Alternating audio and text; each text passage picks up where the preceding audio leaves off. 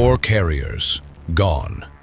Not across weeks of grinding attrition, not over the course of a campaign. Gone in 5 minutes. That is the story of Midway, and it may be the most consequential 5 minutes in the entire history of naval warfare. June 4th, 1942.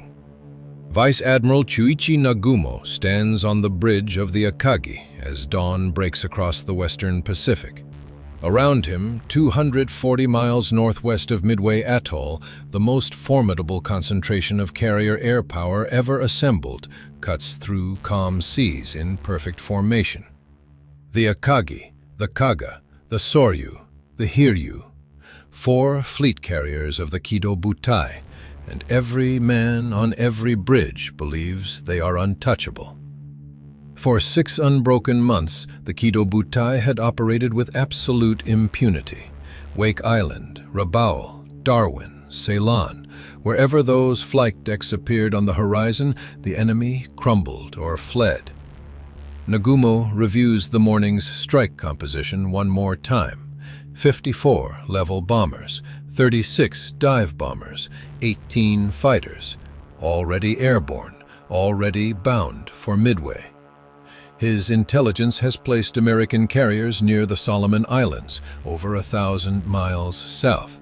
Whatever opposition remains at the atoll barely registers. Perhaps 50 fighters, some obsolete bombers, nothing capable of threatening 4 fleet carriers and their battleship escort. On the hangar decks below, torpedo bombers sit armed and waiting, loaded against the remote possibility that search aircraft discover surface targets. But most expect those planes will simply be reconfigured for a second land attack strike once the first wave reports its results. Fuel lines snake across the decks. Ordnance carts wait near aircraft elevators. Everything positioned for rapid response. This channel exists to pull exactly these stories from the archive, the moments when history pivots on decisions made under pressure by men who didn't know they were living inside a turning point. If that's the kind of history that matters to you, the subscribe button is right there. The first disruption arrives at 7 in the morning. Lieutenant Joichi Tomonaga, leading the Midway strike, transmits his assessment back to the Akagi. A second attack is necessary. Midway's defenses have proven far more resilient than predicted, and American fighters contested the raid with unexpected ferocity. Nagumo makes his decision. The reserve aircraft will switch from anti-ship torpedoes to land attack bombs. On all 4 carriers, ordnance crews begin the changeover. Then the delayed search plane reports. A single reconnaissance aircraft, launched 30 minutes late due to catapult problems, finally reaches its assigned sector. The transmission crackles through Akagi's communications center. 10 enemy surface ships sighted to the northeast. Nagumo's staff officers crowd the plotting table. 10 ships could mean almost anything. Cruisers, destroyers, transports. No mention of carriers. Still, the presence of any American naval force this close changes everything. Nagumo countermands his previous order. Stop the rearming. Prepare for anti-ship attack. On the hangar decks, chaos erupts. Crews that had been removing torpedoes halt mid-task. Land attack bombs already loaded onto some aircraft must come off again. The heavy Type 91 torpedoes must be remounted, but there is no time for proper procedure. The elevators are needed for moving aircraft, so the weapons cannot be struck down into the magazines. Ordnance crews begin stacking the removed bombs against the hangar walls. Fuel lines remain connected to aircraft being serviced. Aviation gasoline pools where quick-release valves have dripped during the frantic changeover. Then the second message arrives. 5 cruisers, 5 destroyers, and what appears to be a carrier. A carrier. The word electrifies Akagi's bridge.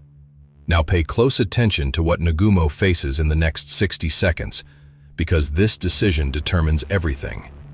His returning Midway strike force is already approaching, low on fuel. Some planes damaged, all of them needing to land immediately. If he launches against the American carrier right now, there will be no clear deck to recover those pilots. They will ditch in the ocean. But if he recovers the Midway strike first, he hands the Americans time to find his carriers and launch their own attack. Nagumo chooses his pilots over the strike. Recover everything, refuel and rearm simultaneously, then launch one massive coordinated blow.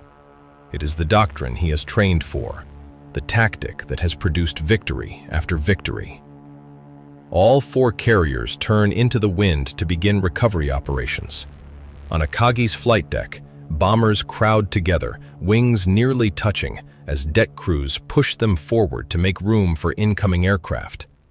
Below, the hangar decks are packed with armed and fueled planes waiting for the elevator. Torpedoes rest against bulkheads. Bombs sit in their handling carts. Fuel lines still snake between aircraft. The carriers have become floating arsenals, every deck a magazine, every compartment a catastrophe waiting for a spark. High above, unseen in scattered cloud at 19,000 feet, the first wave of American torpedo bombers begins its attack runs. What follows is a slaughter, but not of the Japanese. Nagumo's combat air patrol tears into the American devastators with brutal efficiency. Aircraft after aircraft falls burning into the Pacific. Not a single torpedo finds its mark. 0 pilots rack up kill after kill, while Akagi's officers watch from the bridge with grim satisfaction. Brave men in obsolete aircraft, pressing an attack that was doomed before it began. The last American torpedo bomber falls into the sea just after 10 in the morning. The deck crews work faster now, sensing victory is minutes away. Once the final plane is aboard, the entire Kido Butai will turn as one and obliterate the American carrier.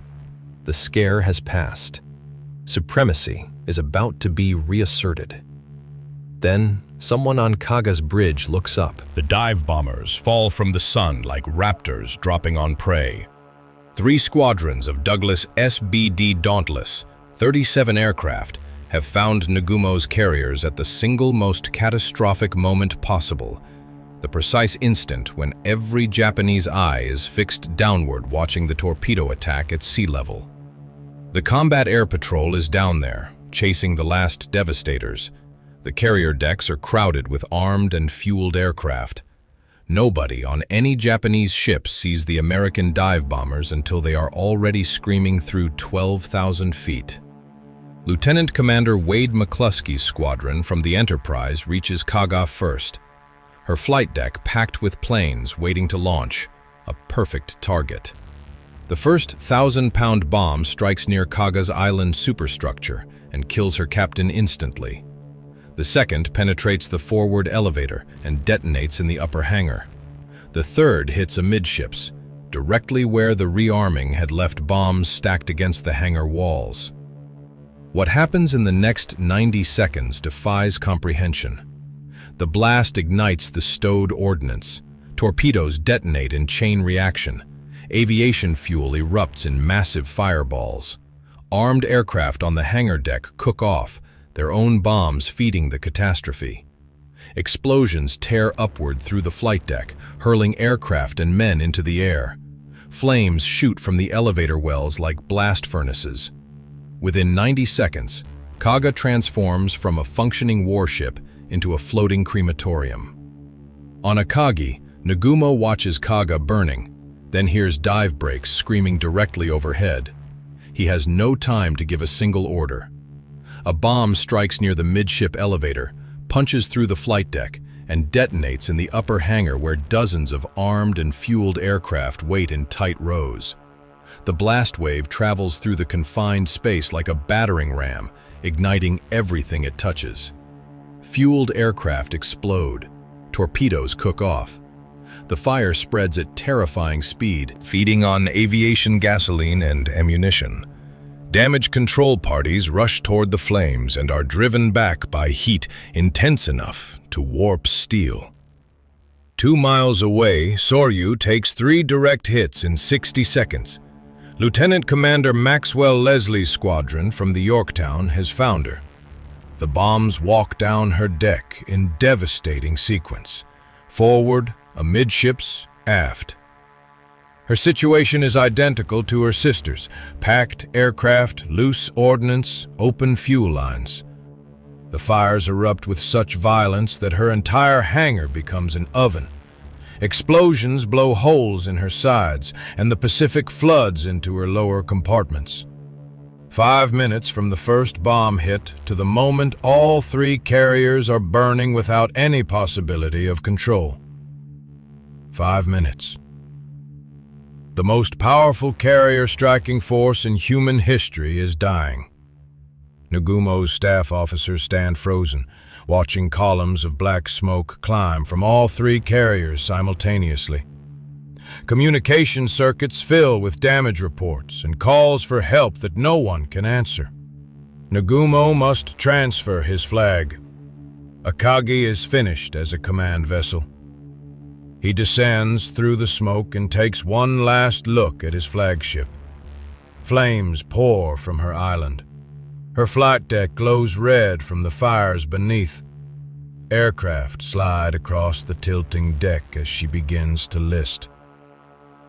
This morning she was the most powerful warship on Earth. Now she is funeral pyre for hundreds of men trapped below. From Nagara's bridge, Nagumo watches Hiryu launch her own strike against the American carriers. Perhaps something can be salvaged. But even as he forms the thought, he understands what he cannot yet say aloud. The war changed in those 5 minutes. Everything changed. The afternoon brings no redemption. Hiryu's aircraft find the Yorktown and damage her severely, but the achievement is hollow. Then, just after 5 in the evening, American dive bombers locate the Hiryu. 4 bombs strike the lone surviving Japanese carrier. Within minutes, She burns with the same ferocity that consumed her sisters. 4 carriers. All 4 fleet carriers of the WWII. Gone. Kaga capsizes just after 7 in the evening, taking 800 men with her. Soryu follows shortly after, her magazines detonating as she slips under. Akagi drifts burning through the night, until Japanese destroyers finally sent her down the next morning. Hiryu burns until dawn, when she rolls over and sinks, taking Rear Admiral Tamon Yamaguchi and Captain Tomio Kaku with her. Both men had chosen to remain aboard rather than abandon a ship that represented everything they had lost. They understood that what had been surrendered at Midway could not be measured in steel and aircraft alone. Yamamoto, commanding the entire operation from his flagship Yamato hundreds of miles to the west, receives the reports with mounting dread. He had conceived Midway as the decisive engagement that would eliminate American carrier power and compel a negotiated peace. Instead, Japan has lost 4 irreplaceable fleet carriers, 307 aircraft, and more than 3,000 men, along with the most experienced carrier aviators in the world. Pilots whose skill had taken years to develop, now gone in an afternoon. He orders the withdrawal, the invasion canceled, the fleet retiring under cover of darkness. For the first time since Pearl Harbor, Japanese forces are retreating before American power. On Nagara's bridge, Nagumo says very little. His face reveals nothing.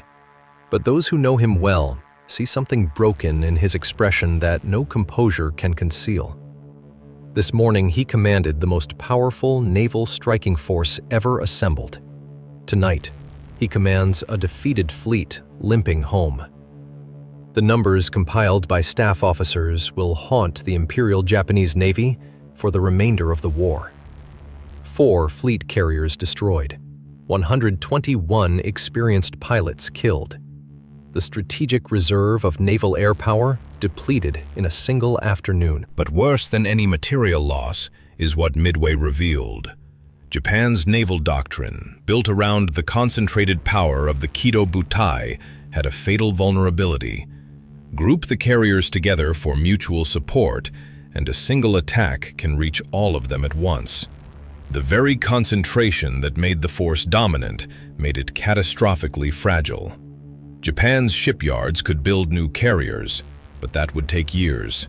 Replacing the dead veterans would take longer, and the strategic initiative had shifted irrevocably. From Midway forward, Japan would react to American moves rather than dictate the terms of battle. As Nagara turns west toward Japan, behind her, far over the horizon, Akagi's burning hull slides beneath the Pacific.